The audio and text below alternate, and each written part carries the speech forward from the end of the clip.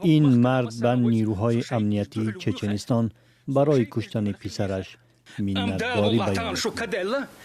امروز شما این اهریمن را که پسر من است به قتل رساندید. شما او را کشتید و خدا شما باید راضی باشد.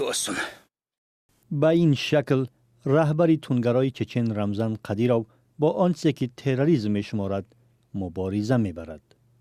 در چچنستان امکان دارد که خویش و تبار برای عملکرد نزدیکانشان به جوابگری کشیده شوند. آنها را میتوانند از جمهوری بدرقه کنند و یا خانه هایشان را آتش زنند.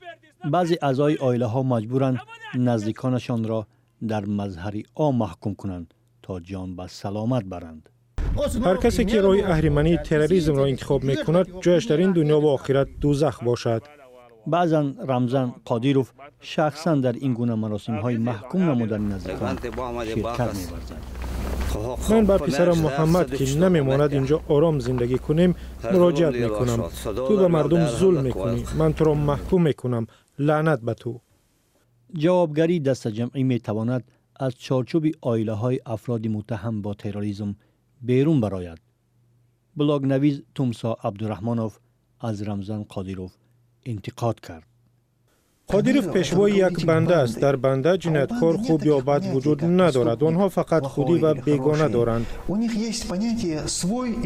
بعد این انتقاد عائله عبدالرحمنوف بر ضد او برخاست. با او چی نمی رسید؟ چرا رفت؟ این نابکارا خدا زند. چیز بیشتر گفتنی نیستم.